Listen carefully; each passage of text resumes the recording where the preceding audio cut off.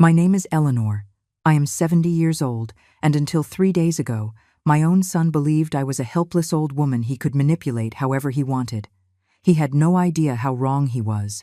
When Ethan broke the index finger on my right hand because I refused to co-sign a $200,000 loan for the new house for Jessica, my daughter-in-law, he thought he had broken me. He thought the pain and humiliation would make me give in. But what he didn't know is that in that exact moment, while I was crying and pretending to be destroyed, I was already planning his downfall.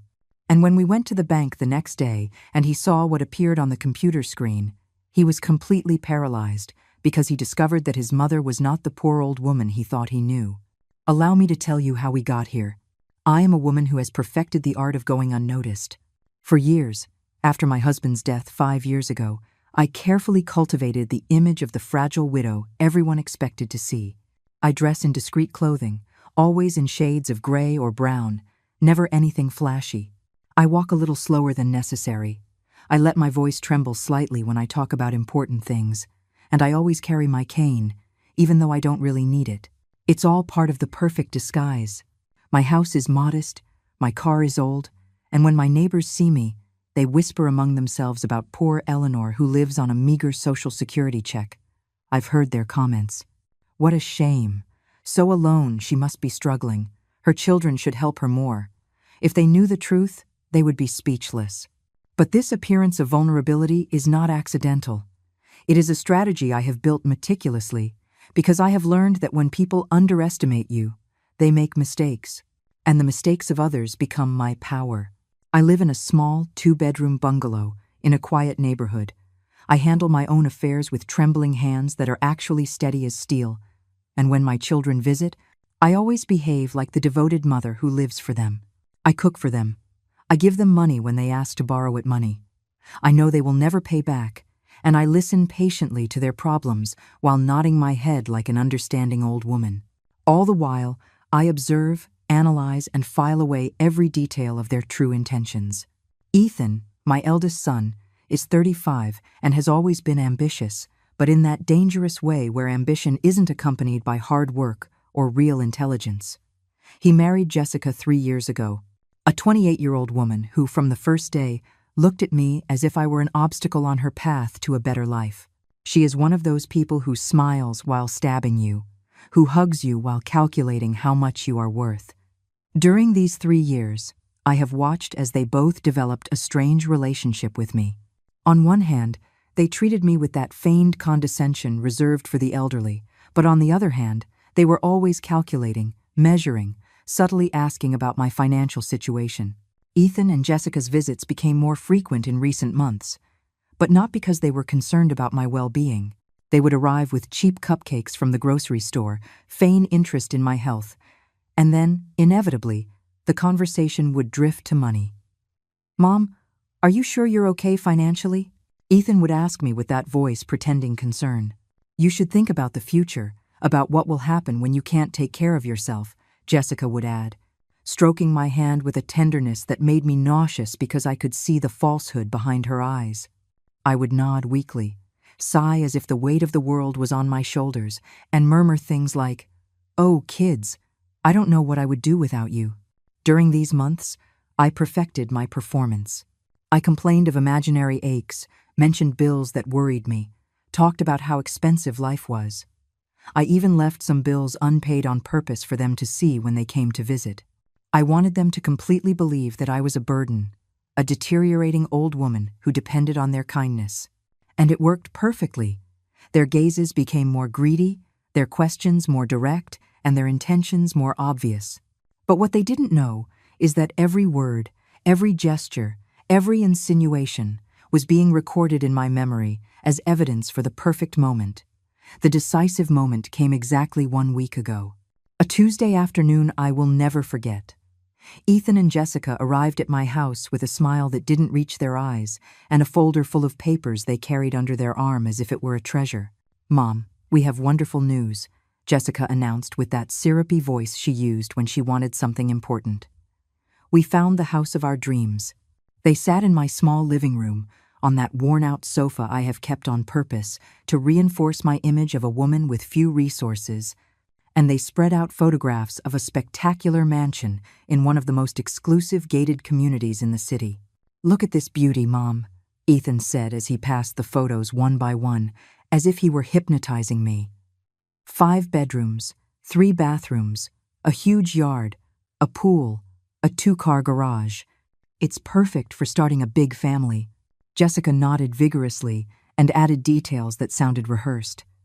"And it has a downstairs bedroom that would be perfect for you, Mom. You could come live with us. You'd be so much better taken care of."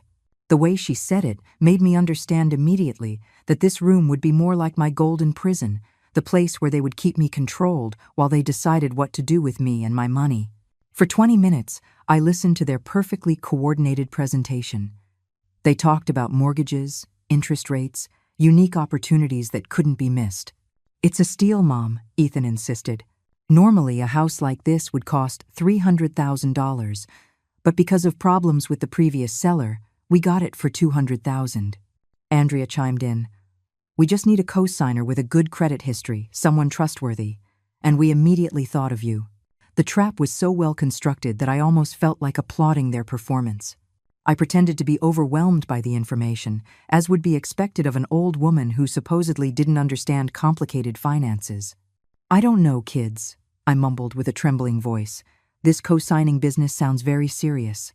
What does it mean exactly?" Ethan moved closer, taking my hands in his with a false tenderness that churned my stomach, and explained with that condescending patience used with children. "It means that if for some reason we couldn't pay, you would be responsible for us. But that's never going to happen, Mom. I have a stable job, Jessica works too, we have everything calculated." "But what if something goes wrong?" I asked, perfectly playing the part of the worried old woman. "What would happen to my house, to my things?"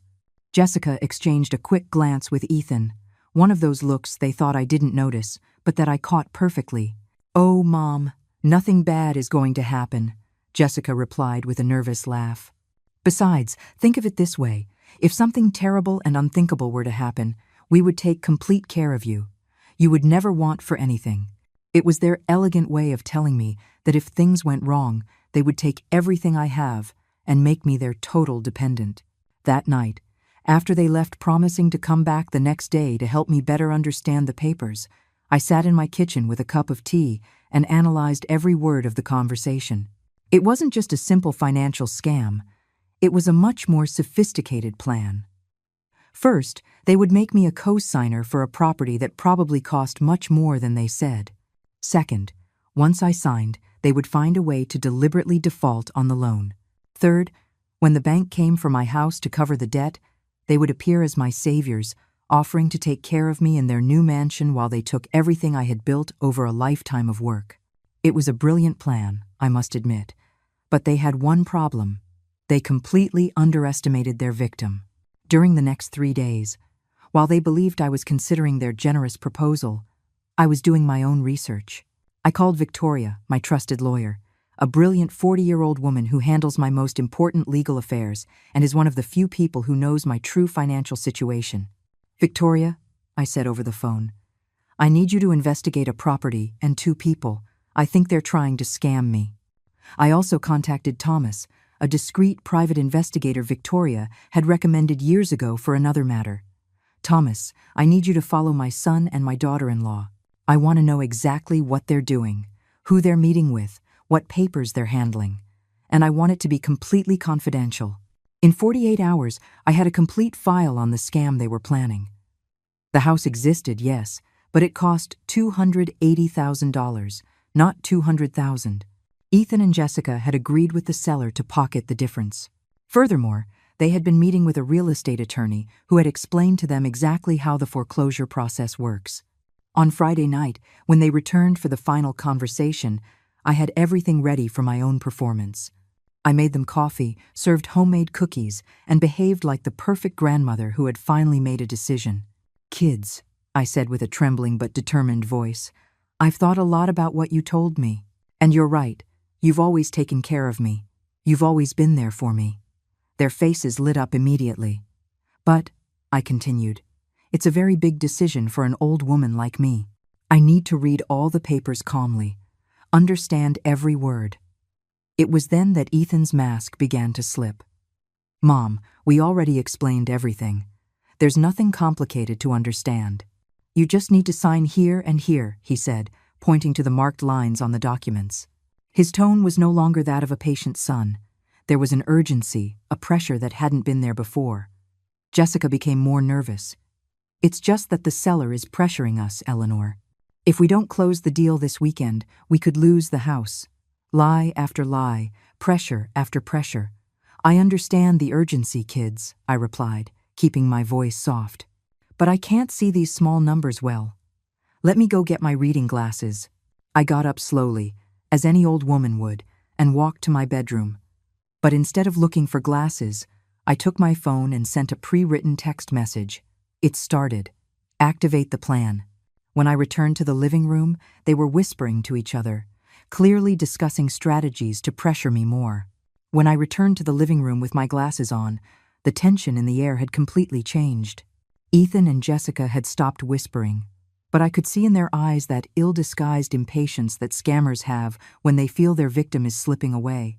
I sat down slowly in my favorite chair, that old rocking chair that squeaks a little, and began to review the papers with the exaggerated meticulousness of an old woman who supposedly understands nothing about finance. "Let's see. It says here that the property is worth $200,000, I murmured, bringing the papers close to my eyes as if it were difficult to read. "But down here there are other numbers I don't understand." Ethan immediately came over, with that forced smile that no longer fooled anyone. "Mom, those are technical numbers from the bank, taxes, and fees. You don't have to worry about that." But I kept insisting, perfectly playing the role of the confused old woman. "It's just that I don't understand why it says one amount here and another here. In my day, when your father and I bought this house, the numbers were clearer." Andrea intervened with that syrupy voice that I was sick of. "Oh, Eleanor, everything is more complicated now because of government regulations. The important thing is that we take care of everything." For the next 30 minutes, I maintained that dance of pretending to read, asking innocent questions, and showing myself to be overwhelmed by the complexity of the documents. But every question I asked was strategic, designed to make them reveal more details of their plan. "And if you get divorced?" I asked suddenly, as if it were a concern that had just occurred to me. "What would happen to the house? And to me as a co-signer?" The question took them by surprise. Ethan stammered, "Mom, why would you say that? We're doing great." But Andrea looked at me with a coldness that confirmed my suspicions. There was no real trust even between them. I kept pressing with seemingly naive but devastatingly precise questions. "What if one of you loses your job? What if you get sick? What if there's an economic crisis like the one we had a few years ago?" With each question, their answers became more vague, more evasive, more desperate. It was like watching two bad actors trying to improvise a script that was falling apart in their hands. "Mom, you can't live thinking about everything bad that could happen," Ethan said, and for the first time, I heard real irritation in his voice. "You have to trust us." That's when I decided to play my first strong card. "Kids," I said with a broken voice, "I'm scared. I'm a lonely old woman, and if something goes wrong, what will become of me?" I allowed tears to well up in my eyes. Real tears, because even though I was acting, the betrayal of my own son hurt me deep in my heart. This house is all I have. If I lose it, I'll be on the street. It was the perfect moment for any real son to comfort me, to hug me, to assure me that he would never leave me helpless. But Ethan did none of that. Instead, he stood up abruptly and began pacing my small living room like a caged animal. "Mom, you're being ridiculous. We're offering you the chance to live in a beautiful house, to be cared for, to be part of something better." His voice had risen in volume, and there was no trace of the feigned patience left. "But you always have to complicate things. You always have to be so negative." Andrea tried to calm him, but I could see the panic in her eyes. They realized their perfect plan was crumbling. It was then that Jessica changed tactics and decided to play the emotional card. She approached my chair, knelt beside me, and took my hands with a tenderness so false it made me want to pull away immediately. "Eleanor," she said in a soft voice, "I understand your fears. It's normal for a woman your age to feel insecure. Every word was calculated to sound motherly, but the effect was the opposite. But think of it this way: we are your family. Ethan is your son, your blood. Do you really think we would hurt you? It was perfect psychological manipulation, using my maternal love against me. Besides, Jessica continued, think of the grandchildren you could have. In that big house, you could have your own garden, your own room with a private bathroom. You could spend your final years surrounded by family, not here alone in this old house that needs more repairs every day. It was cruel how she used my loneliness and my age as weapons against me. But what she didn't know was that every word was being recorded by the tiny device Victoria had installed in my locket, a necklace that looked like a simple piece of old lady's jewelry, but was actually state-of-the-art technology. I let the silence stretch for a few seconds, as if I were deeply considering her words. Then I sighed deeply, as if I had made a painful but necessary decision. You're right, I finally murmured. I'm a silly old woman who gets scared of everything. You are my family. You're all I have in this world. I saw their faces relax immediately, saw them exchange triumphant glances. They thought they had won. But, I added, raising a trembling finger, I need one more night to think about it. It's a very big decision for my old head. Ethan was about to protest, but Jessica put a hand on his arm to stop him. She was smarter. She knew that pushing too hard could ruin everything. Of course, Eleanor, she said with a radiant smile. Take all the time you need. But remember that the opportunity won't last forever. That night, after they left, I immediately called Victoria. I have everything I need from this first phase, I said. The recordings are perfect. Now I need you to prepare the second part of the plan. Victoria, who knew my true nature much better than my own children, laughed softly on the phone. Eleanor, sometimes you scare me, but it also gives me great satisfaction to see you give these scammers what they deserve. The next day, Saturday morning, I sent a text message to Ethan and Jessica. Kids, I've made my decision. I'm ready to sign. Come whenever you can. The reply came in less than 5 minutes. Perfect, Mom. We'll be there in an hour. So exciting. I could imagine their jubilant faces, their celebratory hugs, their feeling of total victory. If they had known what really awaited them, they would have run in the opposite direction. I spent that hour preparing meticulously. I put on my oldest gray dress, the one that made me look especially frail and helpless. I did my hair carelessly, as an old woman who no longer cares about her appearance would. I even practiced my hand tremor and my hesitant walk. But inside, I was more alert and stronger than ever. I was like a hunter, waiting for the perfect moment to spring the trap.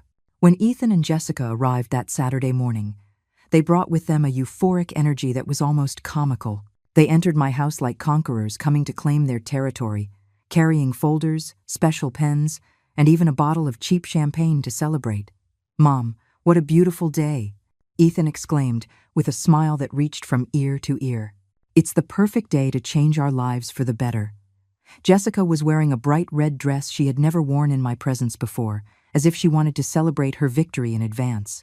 I behaved exactly as they expected, the nervous but resigned old woman who had finally made the right decision. Oh, kids, I said with a trembling voice as I led them into the living room. I didn't sleep a wink last night thinking about all this. But you're right.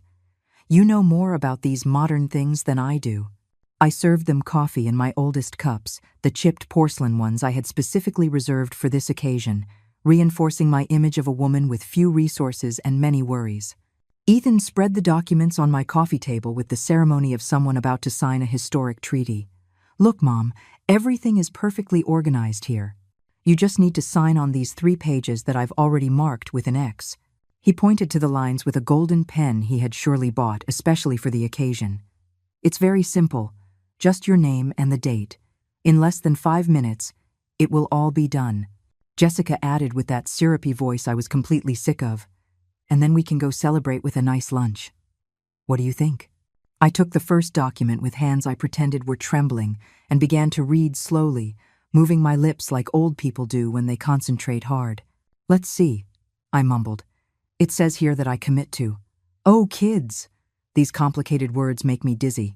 It was a perfect performance of an old woman overwhelmed by legal jargon, but in reality, I was reading every clause with the precision of an experienced lawyer. And what I saw confirmed all my suspicions. It wasn't just a simple co-signing, but a total guarantee that included all my present and future assets. "Mom, you don't need to read all that," Ethan interrupted with an impatience he could no longer completely hide. "Trust us. We already went over everything with our lawyer. It's standard, completely normal." But I continued my charade, pointing to specific paragraphs and asking questions that sounded naive but were actually devastatingly precise. "It says something here about real and personal property. What does that mean exactly? Does it also mean my personal things?" Jessica exchanged a nervous glance with Ethan before answering. No, Eleanor. That's just a legal formality. It only refers to the house. Nothing else." Lie number 53. But who was counting anymore? "Besides," she added with a forced laugh, "it won't even be necessary to use that clause because we're going to pay everything religiously." Ethan nodded vigorously. "Exactly, Mom. It's just a paper the bank asks for, but nothing bad will ever happen." I kept pretending to read for another 10 minutes, making dramatic pauses and worried sighs, until I finally declared, "Well, kids, if you say it's okay, then it must be okay." I took the pen with a hand I exaggeratedly trembled and approached the first document. But just as I was about to sign, I stopped abruptly. "Oh, how silly of me," I exclaimed, as if I had just remembered something crucial. "I can't sign without my good reading glasses. These ones I have on are for seeing far away." Ethan huffed with barely contained frustration. "Mom, you've already reviewed everything. You don't need other glasses to sign your name." But I was already slowly rising from my chair, perfectly playing the part of an old woman obsessed with details. No, son. My doctor always tells me that to read small print, I need my special glasses. Give me a minute." I headed to my bedroom with slow, hesitant steps, listening to their desperate whispers behind me. Once in my room, I acted quickly. I sent a coded text message to Victoria. "The fish are in the net." I also activated the second recorder I had hidden in my purse, because I knew what was coming next would be the most crucial part of all the evidence. When I returned to the living room with my special glasses, which were actually exactly the same as the ones I already had on, I found Ethan nervously pacing back and forth, while Jessica compulsively checked her phone. "Sorry for the delay, kids," I said in my sweetest, most elderly voice. "You know how us old folks are with our quirks." I sat down again and took the pen, approaching the first document. But then, as if it were a completely spontaneous thought, I looked up and looked at them with eyes full of feigned maternal love. "Before I sign," I said softly, "can you promise me something?" Their faces tensed immediately, as if sensing something was wrong. "What is it, Mom?" Ethan asked cautiously. "Promise me," I continued, my voice cracking with feigned emotion, "that if anything goes wrong, if you have trouble paying, you'll tell me immediately. I don't want you to suffer in silence, trying to protect me." It was the perfect trap. Any real child would have used that moment to genuinely reassure their mother, to assure her they would never let her down. But these two scammers fell right into my net. Jessica was the first to respond, and her words were like pure gold for my recording. "Oh, Eleanor, of course. But the truth is, if we did run into trouble, you'd be much better off living with us in the new house than here alone." Ethan complimented the statement with a brutal honesty that chilled my blood. "Exactly, Mom, and if for some reason we had to use your house as collateral, we'd take complete care of you. We'd give you a place to live and you'd never lack food or care." There it was, the full confession of their real intentions. Not only did they plan to use my house as collateral knowing they couldn't pay, but they had already calculated turning me into their total dependent once they took everything from me. It was a diabolical plan of slavery disguised as filial love. But I maintained my expression of an old woman moved by their generosity and murmured, "Oh, kids, you're so good to me. I don't know what I'd do without you." Finally, with great ceremony and feigned trembling hands, I signed the first document, then the second. And when I got to the third, the most important one, the one that made me fully responsible for the debt, I made a dramatic pause. "This last paper looks more complicated," I observed. "Are you sure it's necessary?" The desperation in their eyes was almost palpable. "Yes, Mom," they said almost in unison. "It's the most important one of all. I signed the third document as well, and the moment I put the date, Ethan and Jessica literally sighed with relief. "Done!" Ethan exclaimed, gathering the papers as if they were winning lottery tickets. "It's all settled." Jessica hugged me with an effusiveness that made me nauseous. "Eleanor, you're the best mother-in-law in the world. You don't know the happiness you've given us." They even opened the bottle of cheap champagne and poured 3 glasses, toasting to the bright future that awaited us all. For the next 30 minutes, they kept up a euphoric conversation about the plans for the new house, about what my room would be like, about the family parties we were going to have. It was all a lie, of course, but I let them fantasize while I mentally reviewed every element of my counterattack. When they finally left, carrying the signed documents like trophies of war, I waved goodbye from the door with tears in my eyes and a trembling smile. "God bless you, kids. I hope everything works out." The moment their car disappeared around the corner, my expression changed completely. I went into my house, locked the door, and went straight to the phone. "Victoria," I said when she answered, "it's all done. I have the signatures, I have the recordings, and I have the confessions of their real intentions." There was a pause on the other end of the line, and then Victoria laughed with that laugh she reserved for moments of absolute legal triumph. "Eleanor, you are a dangerous woman. I feel sorry for your son, but he brought this on himself." The next 3 days were a masterpiece of patience and strategic planning. While Ethan and Jessica celebrated their supposed victory, running around doing bank paperwork and bragging to their friends about their upcoming mansion, I moved silently like a spider weaving the perfect web. Every morning I woke up with a sense of power I hadn't experienced in years, knowing that for the first time in a long time, I was in complete control of the game board. On Monday morning, Victoria came to my house disguised as a government social worker. She carried an official-looking binder, a fake ID, and the bored attitude of someone making routine visits to senior citizens.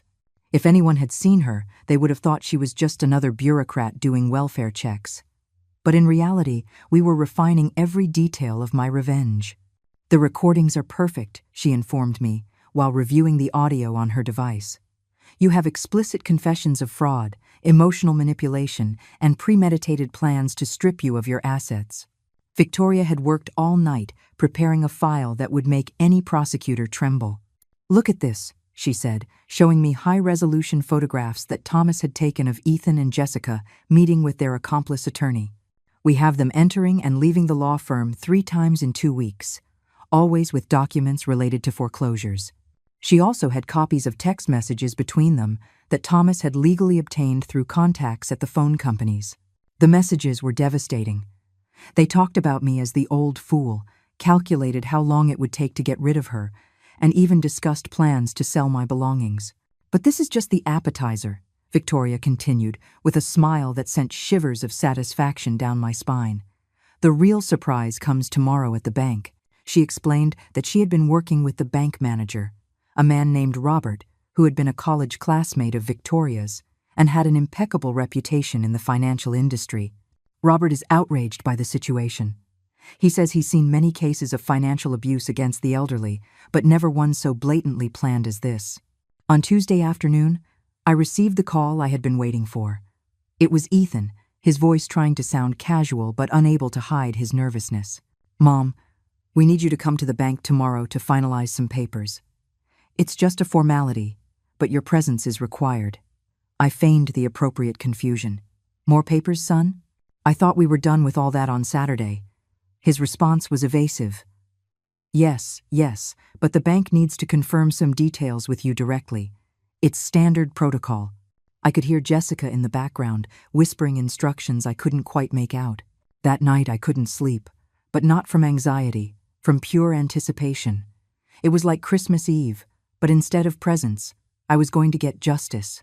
I got up early, dressed carefully in my most convincing old lady clothes, practiced my expressions of confusion and my hesitant walk. I even put on a little makeup to look paler and more fragile. Every detail was important, because I knew this would be the most crucial performance of my life. At 10 o'clock on Wednesday morning, Ethan arrived to pick me up. He came alone because, as he explained, Jessica had an important doctor's appointment she couldn't cancel. An obvious lie. She was probably too nervous to face what they believed would be the final formality of their scam. During the drive to the bank, Ethan tried to prepare me for what was coming. "Mom, the manager is going to ask you some questions about your financial situation. Just answer honestly. Don't try to impress anyone or hide anything." "What kind of questions, son?" I asked in an innocent voice. "Oh, normal stuff.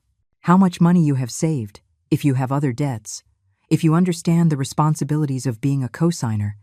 It's bank protocol, nothing personal." What Ethan didn't know was that those questions were exactly the ones I had suggested to Robert, designed specifically to create the perfect moment for my revelation. "And if I don't know how to answer a question?" I pressed. "Don't worry, Mom. I'll be there to help you with anything you don't understand." When we arrived at the bank, Robert was waiting for us in his office. He was a distinguished man in his 50s, with that authoritative presence that inspires immediate confidence. His office was perfectly arranged for the occasion. Organized documents, computer on, and an atmosphere of professional seriousness that made Ethan visibly more nervous. "Good morning, Mrs. Eleanor." Robert greeted me with perfect courtesy. "It's a pleasure to finally meet you. I've heard a lot about you." The meeting began routinely, with Robert explaining the terms of the loan and the responsibilities of a cosigner. I perfectly played the part of the overwhelmed but cooperative old woman, asking basic questions and showing appropriate confusion at the technical terms. Ethan constantly intervened, trying to speed up the process and minimize any complications. "Mom understands everything perfectly," he would say whenever I paused to process the information. It was then that Robert asked the crucial question. "Mrs. Eleanor, to complete this process, I need to verify your current financial situation. Could you provide me with information about your bank accounts and assets?" Ethan tensed immediately. "Is that really necessary?" he asked. "She's a simple retiree. She doesn't have much to declare." Robert looked at him with a seriousness that would have intimidated anyone.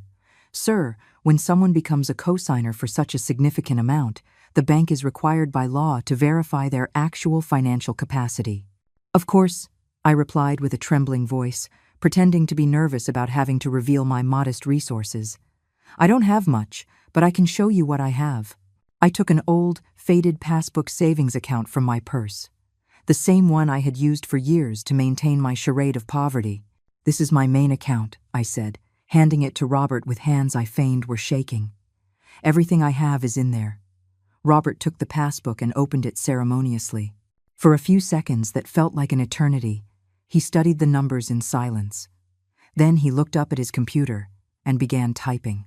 Ethan leaned forward, trying to see the numbers, but from his angle, he couldn't make anything out clearly. "Interesting," Robert murmured after a few moments. "Mrs. Eleanor, are you sure this is your only bank account?" "Yes, sir," I replied with perfect innocence. "Why? Is there a problem?" Robert looked at me over his glasses with an expression that mixed professional surprise with something that looked like admiration. "There's no problem, ma'am. In fact, it's quite the opposite." He turned to his computer and swiveled the screen so both Ethan and I could see it clearly. "According to our records, you have accounts at 3 different banks with a combined total balance of approximately $2.8 million. The silence that followed was deafening. Ethan was completely paralyzed, his mouth agape and his eyes fixed on the screen as if he were seeing a ghost. The numbers were there, clear and incontrovertible. Account after account, investment after investment, a fortune he had never imagined existed. "Furthermore," Robert continued, clearly enjoying the moment, "you have investment properties in 2 different states, a diversified portfolio of stocks and bonds, and a trust established 5 years ago that generates a passive income of approximately $15,000 a month. But, Ethan stammered. "Mom, you always said you lived on a meager pension. You complained about the bills, about not having enough money." His voice broke on the last word, as if he finally understood the magnitude of his mistake. Robert intervened with a professional smile that had a dangerous edge. "Sir, your mother is what we call a discreet investor. There are many older people who prefer to maintain a low profile regarding their true financial situation. I maintained my expression of a confused old woman, as if I didn't understand why everyone seemed so surprised. "Have I done something wrong?" I asked in a small voice. "It's just that my late husband always told me it was better not to show off the money one has." Robert nodded sympathetically. "Your husband was a very wise man, Mrs. Eleanor. Financial discretion is a virtue that few practice today." The expression on Ethan's face was an epic poem of shock, disbelief, and growing horror. His eyes darted from the computer screen to my face, trying to process the information he had just received as if it were an alien language. "Mom," he finally whispered, in a voice that sounded like it came from beyond the grave. "You knew about all this money." I maintained my innocent old woman act to the end. "Oh, honey, of course I knew. But your father always told me that you don't go around talking about money in public. It's bad manners." Robert, who was obviously enjoying every second of the revelation, continued reading from his screen with the meticulousness of a public accountant. "I also see here that you have certificates of deposit worth $500,000 maturing next year, and an overseas investment account that, well, I'd rather not mention the specific numbers for privacy, but let's just say it's considerable." Every word was like a hammer blow to Ethan's head, who had gone from total euphoria to absolute desperation in a matter of minutes. But then, Ethan managed to articulate after several failed attempts, "Why did you live as if you had no money? Why did you complain about the bills? Why did you borrow money for house repairs?" His voice had risen an octave, like a teenager confronting his parents over a perceived injustice. It was pathetic to see him like this, but also extraordinarily satisfying. "Oh, my love," I replied with that infinite patience reserved for small children. "It's because your father taught me that the best way to know people is to see how they behave when they think you have nothing to offer them." The blow was devastating and precise. I saw the full understanding of what I had been doing for years finally penetrate his brain. It wasn't just that I had money. It was that I had been testing him, evaluating his character, measuring his genuine filial love versus his greed. And he had failed spectacularly on every test. For these past few years, I continued in a soft but relentless voice. "I have been waiting for one of my children to visit me simply because they love me, not because they need something from me." Robert, who had been perfectly briefed by Victoria on the exact timing of each revelation, chose that moment to introduce the next element of our strategy. "Mr. Ethan," he said in a professional tone but with an unmistakable subtext of reproach, "given your mother's real financial circumstances, I must ask, are you absolutely sure you want to proceed with this loan?" The question sounded innocent, but it was loaded with implications. If Ethan had any emotional intelligence, this was the perfect moment to back down, apologize, and try to salvage something of his relationship with me. But Ethan had no emotional intelligence. Instead, he had pure greed and desperation. "Of course we want to proceed," he replied with an aggressiveness that surprised even Robert. "My mother has already signed all the papers. She has agreed to be the co-signer." His voice had taken on a defensive and slightly threatening tone, as if Robert were the enemy trying to stand between him and his prize. "Besides, if she has so much money, then there's no risk for anyone, right?" It was the perfect answer for my purposes. Instead of showing remorse for trying to scam me, or gratitude for discovering his mother was not the destitute old woman he believed, Ethan had chosen to double down. He had publicly confirmed, in front of an official witness from the bank, that he knew exactly what he was doing and had no intention of stopping. "You're right, son," I said with a smile that he interpreted as maternal submission but was actually pure predatory satisfaction. "There's no risk for anyone." Robert then proceeded with the most delicious part of the whole plan.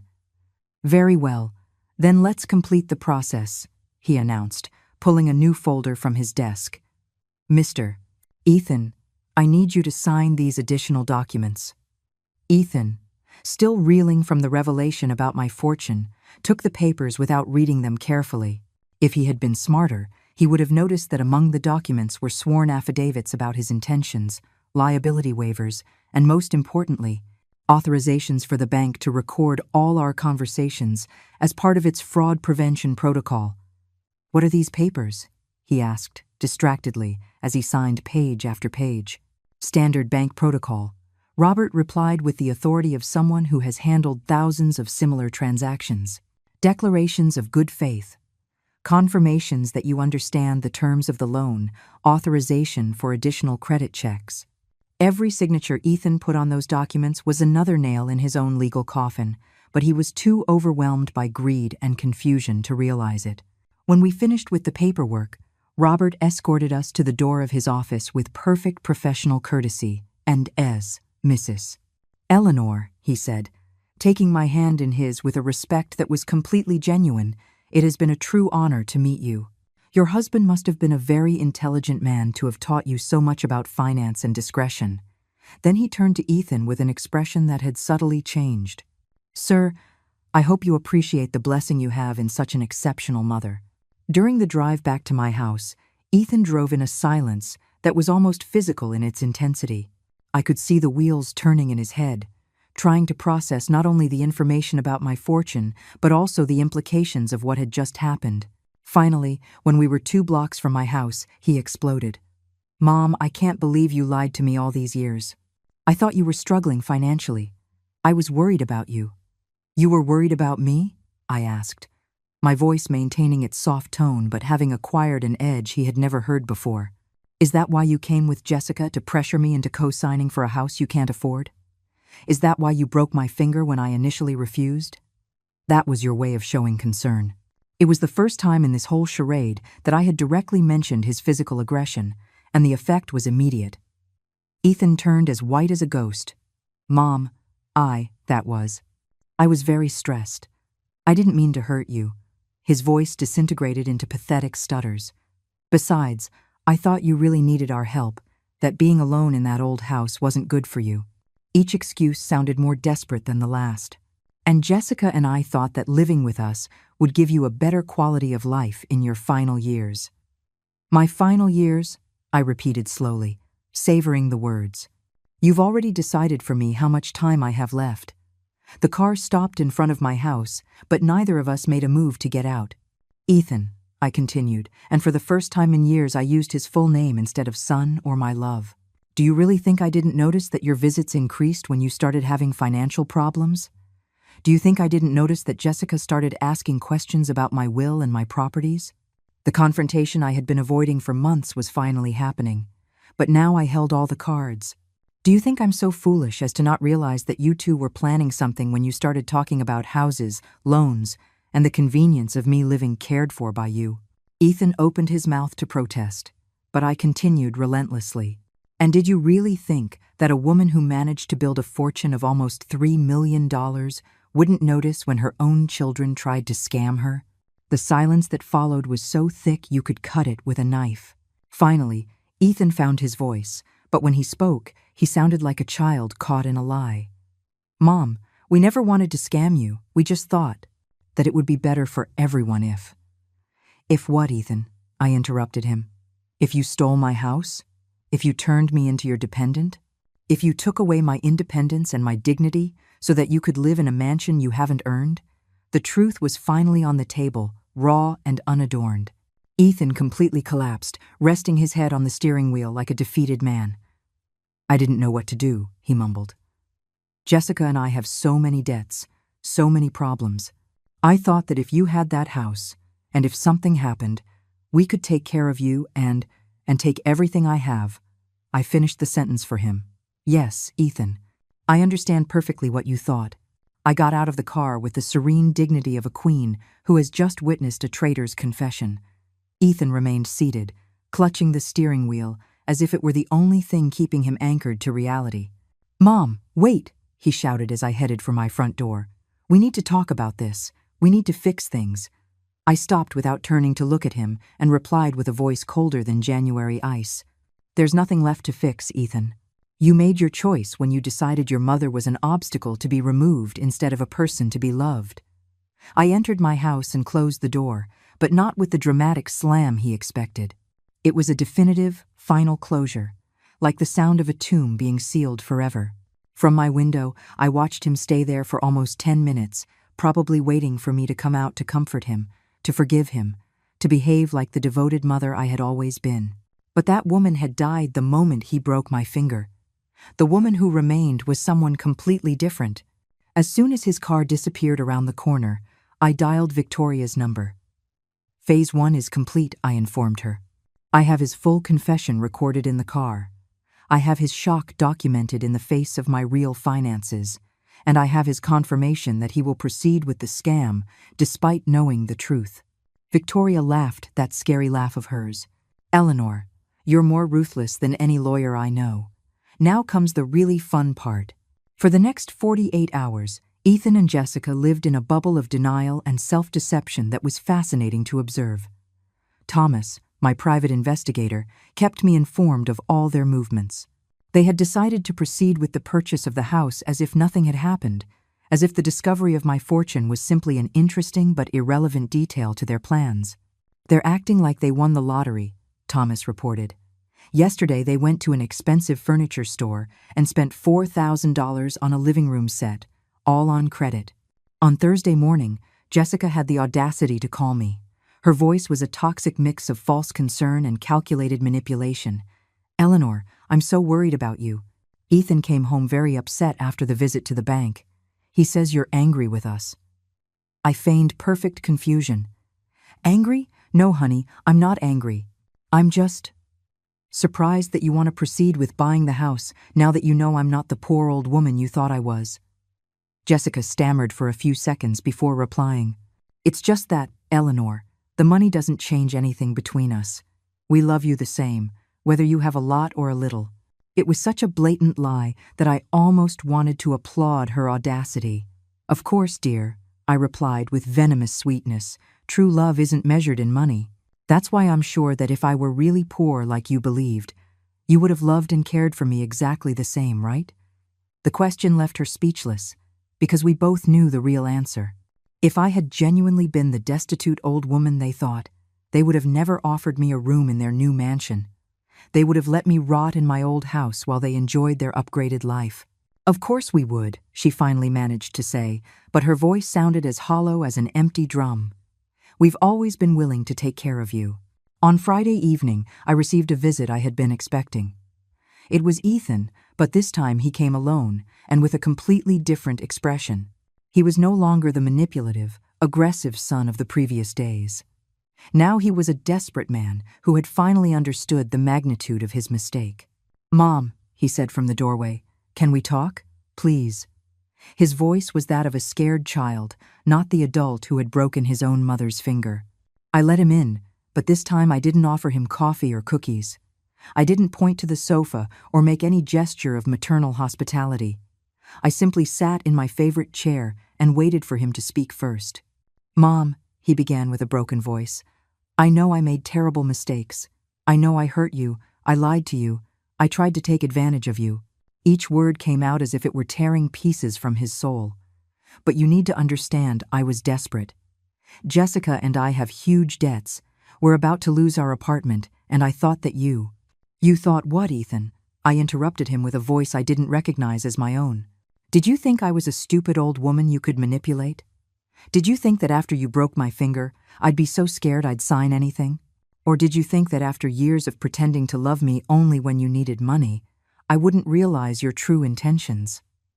Each question was a verbal slap, and he flinched with each one. No, Mom, I do love you, he protested weakly. I've always loved you. It's just that the circumstances, I repeated with infinite contempt. Ethan, for the last 5 years, since your father died, you have visited me exactly 23 times. And on 21 of those visits, you ended up asking to borrow money. Do you really want me to believe that's love? The numbers were devastatingly precise because I had kept an exact count of every interaction. But I always intended to pay you back, he said with growing desperation. Things have been tough, but I always thought that when my situation improved... Ethan, I interrupted again, you have borrowed $18,400 in 5 years. You have never paid back a single cent. You have never asked me how I'm really doing, what I need, if I'm lonely or scared. You only show up when your credit card is maxed out. The silence that followed was painful for both of us, but for completely different reasons. He suffered because he finally understood how he had failed as a son. I suffered because I had finally verbalized years of accumulated pain and disappointment. "What do you want me to do?" he finally asked with a broken voice. "How can I fix this?" It was the question I had been waiting for, because his answer would determine if there was any microscopic chance of salvation for him. "I want you," I said slowly, "to cancel the purchase of that house immediately." His face fell as if I had asked him to cut off his own arm. "I want you to tell Jessica the truth about what you were really planning to do to me." He turned even paler, if that was possible. "And I want you to seek professional help for your financial problems instead of trying to steal from your mother."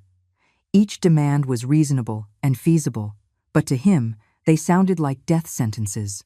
"Mom, you can't ask me to do that," he protested, with a desperation bordering on hysteria. "We've already signed contracts. We've made plans.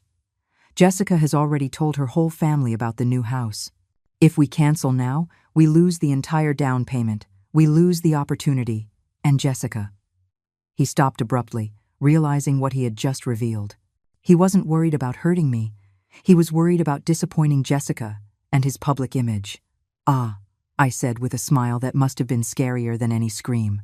"I see. Your real concern isn't that you betrayed me. Your real concern is that Jessica will realize you're not the successful man she thought she married." It was the final blow, the revelation that even in his moment of supposed contrition, he was still fundamentally selfish. Ethan stood up abruptly from his chair, and for a terrible moment, I thought he was going to become violent as he had the week before. But instead, he headed for the door with the hesitant steps of a drunkard. "This isn't over, Mom," he muttered without looking at me. "You signed those papers. You are the official co-signer on our loan. If we can't pay, the bank will come after you, and then you're going to need our help." It was a direct threat, the final confirmation that there was no real repentance, only resentment for being caught. "You're right, Ethan," I replied with a calm that surprised even me. "This isn't over. But it's not going to end the way you expect." When the door closed behind him, I sat in the darkness of my living room, feeling a strange mixture of deep sadness and fierce satisfaction. The motherly part of me mourned the son I had lost forever, but the warrior part of me prepared for the final battle. On Monday morning, at exactly 9 o'clock, my phone rang with the punctuality of a Swiss watch. It was Victoria, and her voice had that electric quality it gets when she's about to unleash a legal storm of epic proportions. "Eleanor," she said without preamble, "it's time to show your son what it really means to go up against a woman who knows power." Her tone was not that of a lawyer speaking to her client. It was that of a general coordinating the final attack. Over the weekend, while Ethan and Jessica prematurely celebrated what they believed was their definitive victory, Victoria and her team had worked like ants, building a case that would be remembered in legal circles for years. "We have everything," she informed me with evident satisfaction.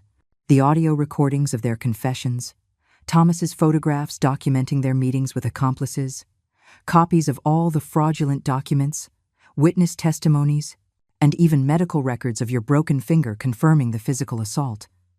But the pièce de résistance of our legal arsenal was something not even Ethan could have imagined in his worst nightmares. "Remember I told you there was something more?" Victoria continued with an audible smile in her voice. "It turns out the house they're trying to buy has a complicated legal history. The seller doesn't have a clean title to the property. There are 2 pending lawsuits related to structural problems. And the most beautiful part of all, the real market price isn't $200,000 or $280,000. It's $140,000. The information landed like a nuclear bomb on my understanding of the whole plan. Not only were Ethan and Jessica trying to scam me, but they were also being scammed by the seller and probably by their own lawyer. It was a chain of deceit where each link thought they were taking advantage of the next, not realizing they would all end up destroyed. This means, I calculated quickly, that they're going to overpay by $140,000 for a property that is legally not worth owning. "Exactly," Victoria confirmed. "And since you're the co-signer, you would technically be responsible not only for the fraudulent loan amount, but also for all the legal claims associated with the property. It's a financial disaster that could easily cost $500,000 or more in the long run." It was the perfect plan to completely destroy any victim. Not only would they lose their current house as collateral, but they would be indebted for life with endless legal problems. On Tuesday morning, I set the final phase of my revenge in motion. I called Ethan with the sweetest, most maternal voice I could muster. "Son, I've been thinking a lot about everything we talked about. I think you're right about some things." I could hear his surprise and renewed hope through the phone. "Really, Mom? You've changed your mind?" His voice was that of a child who has just been forgiven after a terrible mischief. "Yes, my love," I continued with my final master performance. "I've decided that instead of co-signing your loan, I'm going to buy the house for you directly, in cash." The silence on the other end of the line was so complete that for a moment I thought the call had been disconnected. Finally, I heard his ragged breathing. "What? What did you say, Mom?" "You heard me, son. I'm going to pay the full $200,000 so you can have your house without any bank debt." The euphoria in his voice was almost comical. "Mom, you're incredible. You're the best mother in the world. I can't believe you're going to do this for us." It was pathetic how his suddenly renewed love appeared the exact moment he thought he was going to receive a free fortune. "But there's one condition," I added, and his tone immediately shifted to one of caution. "What kind of condition?" "I want us all to meet at the bank tomorrow to make the official transfer. You, Jessica, Robert the manager, and me. A full family ceremony." On Wednesday at 11 in the morning, we gathered in Robert's office as if for a family celebration. Ethan and Jessica arrived dressed as if they were going to a wedding. She in a bright green dress that screamed new money, and he in a suit he had probably bought that morning on credit. Both had that poorly disguised look of triumph that scammers have when they think they have finally pulled off their masterstroke. "Eleanor," Jessica exclaimed, hugging me with an effusiveness that made me want to vomit. "I can't believe how generous you are. You're the best mother-in-law in the world." Ethan kissed my forehead with a tenderness that had been absent for years. "Mom, this means everything to us. It means we can start a new life, start a family, be truly happy." Every word was a lie wrapped in emotional manipulation, but I let them play it out to the end. Robert, who had been perfectly instructed on his role in the final drama, received us with the solemnity appropriate for the occasion. "Mrs. Eleanor," he announced ceremoniously, "it's truly beautiful to see a mother support her family in this way. We don't witness such an extraordinary act of generosity every day." Then he turned to Ethan and Jessica. "You are very fortunate to have such a mother." Before we proceed with the transfer, I said with a voice trembling with feigned emotion, "I want to say a few words." The three of them settled into their chairs like an audience awaiting an inspirational speech. "For these past few years," I began, "I have been watching, learning, evaluating. As a mother, you always hope for the best from your children, but you must also be prepared for the worst." Ethan and Jessica nodded understandingly, thinking this was about general motherly wisdom. "Ethan," I continued, looking him directly in the eyes, "do you remember when you broke my finger because I refused to co-sign?" His face turned white as a sheet. Jessica looked at him in genuine shock. Apparently, he had never told her about his episode of physical violence. "Do you remember when you told me that if anything went wrong with the loan, I would be better off living as your dependent while you took my house?" Now Jessica was also turning pale. Robert, playing his part perfectly, frowned with professional concern. "Excuse me? There was physical violence involved in this transaction?" His tone had changed completely, from ceremonial to alarmed. "Mr. Ethan, is it true that you physically assaulted your mother to pressure her into being a co-signer?" The question hung in the air like a sword over Ethan's head. "No, it wasn't like that," Ethan stammered desperately. "It was an accident, we were arguing and—" But Robert was already taking official notes, and Jessica was looking at him as if she were seeing him for the first time. "Mrs. Eleanor," Robert continued with growing authority, "do you have medical documentation of this injury?"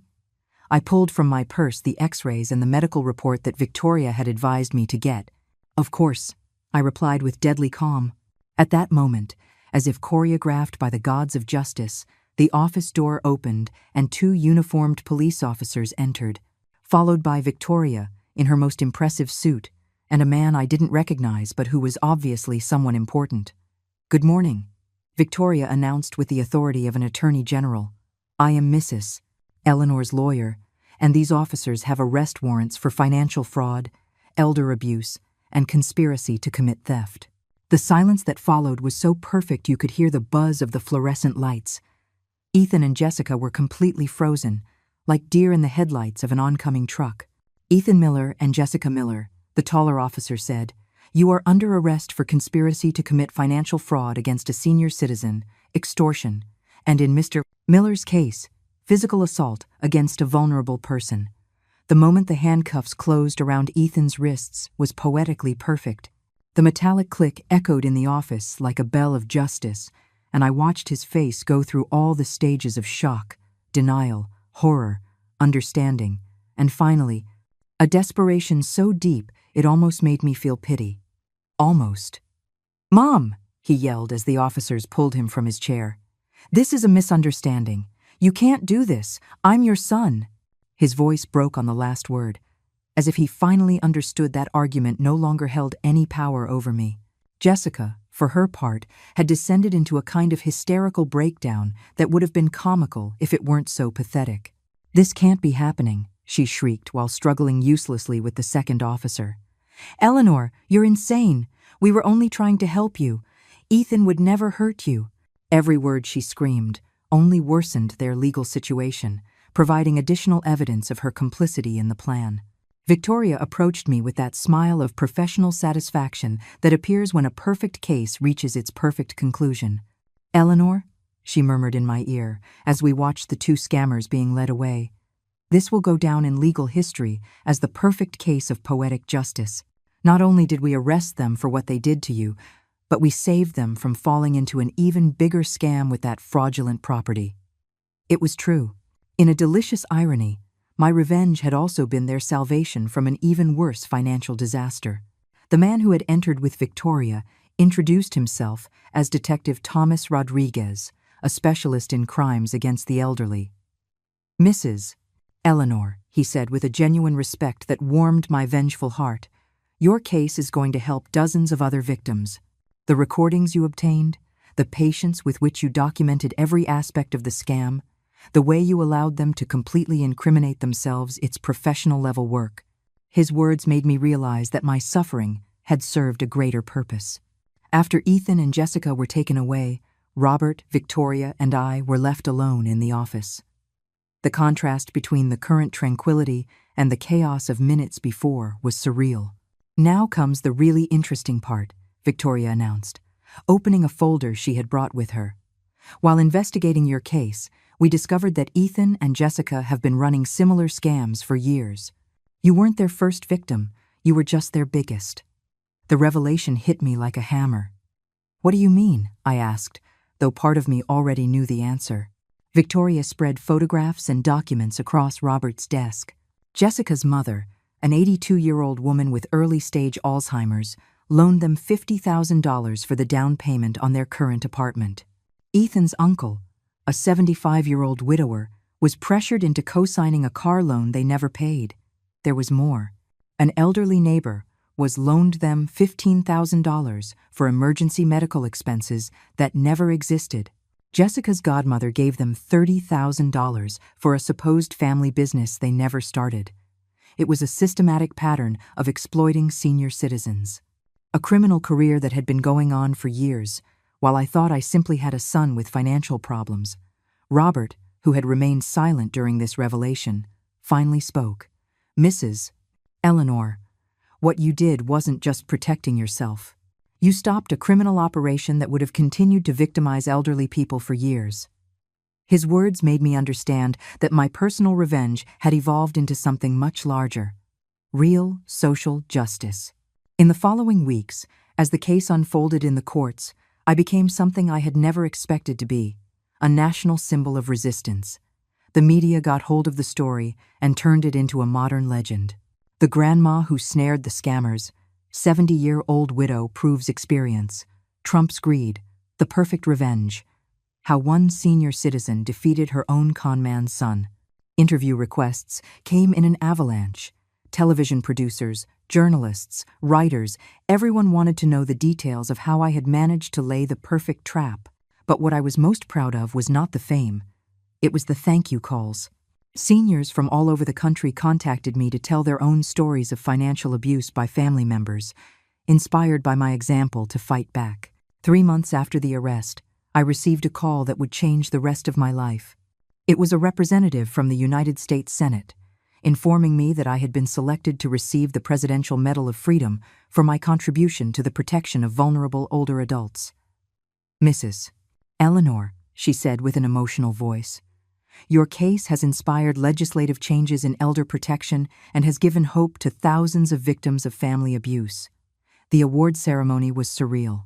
There I was, a 70-year-old widow who a year earlier had been feigning poverty in a modest house, standing at the main podium in Congress receiving a medal from the president himself. My speech was simple but powerful. Never underestimate the power of a woman who has decided she will no longer be a victim. Age is not weakness. It is experience. And experience, well used, is the most lethal weapon there is. But the real satisfaction came 6 months later, when Victoria informed me of the final sentences.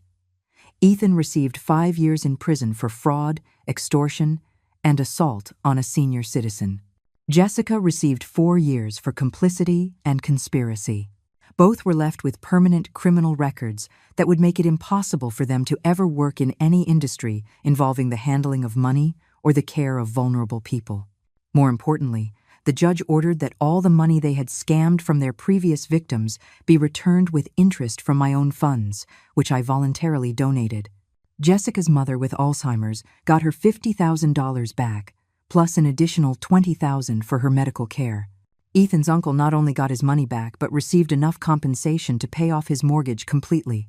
With the remaining money from my fortune, I established the Eleanor Foundation for Elder Protection, the first organization in the country dedicated specifically to investigating, preventing, and legally pursuing family financial abuse. Victoria became the legal director, Thomas the director of investigations, and Robert the financial director.